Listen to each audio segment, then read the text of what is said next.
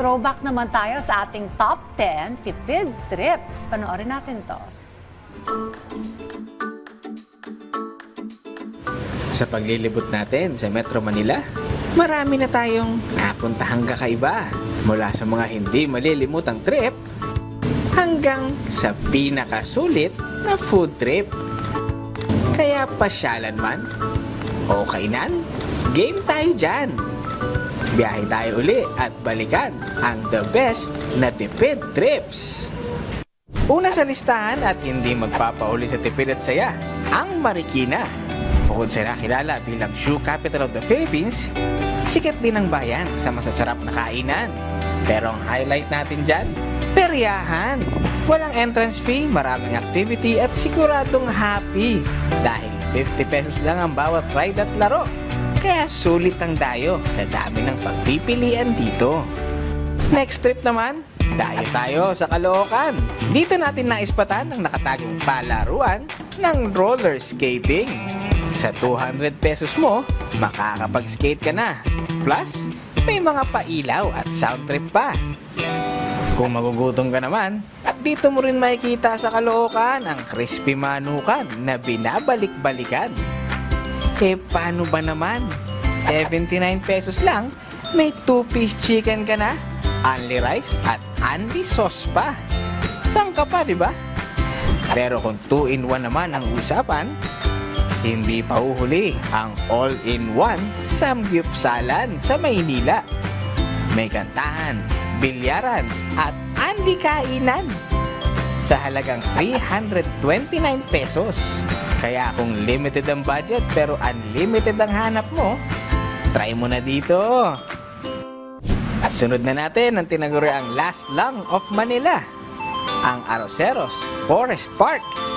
Libre ang entrance kaya kung gusto mo ng mabilisang break sa ingay at hassle ng everyday life, hindi ka mabibigong mahanap dito ang pahingang #deserve mo.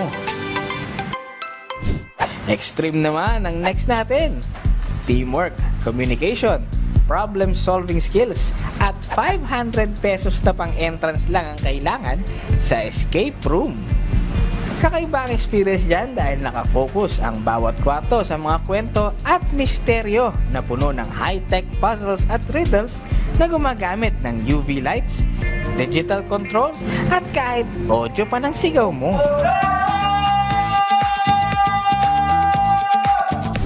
Kung akala nyo na pang-loka lang tayo, biruin mong pati sa Lebanon, nakadayo. Wala pala tayong budget kaya sa Pasig na lang muna tayo dahil may solid na food tripan dito. 300 pesos lang may roasted chicken ka na at may biryani rice ka pa. Juicy, malambot at authentic ang lasa. Plus, super kulit pa ng mga sellers nila.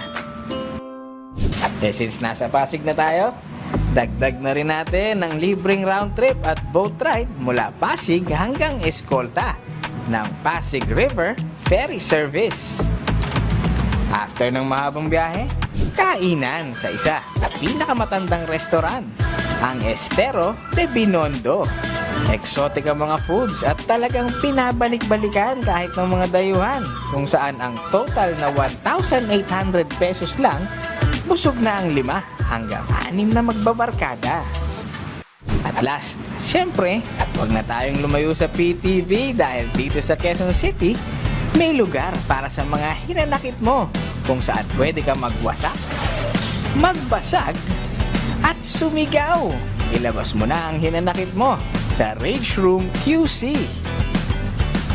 399 pesos lang, depende sa gamit na gusto mong sirain. Makakapaglabas ka na ng galit at sama ng loob. Worth it dahil ibang usapan kapag mental health na ang laban, kaibigan. At yan ang top 10 the best ng tipid trips.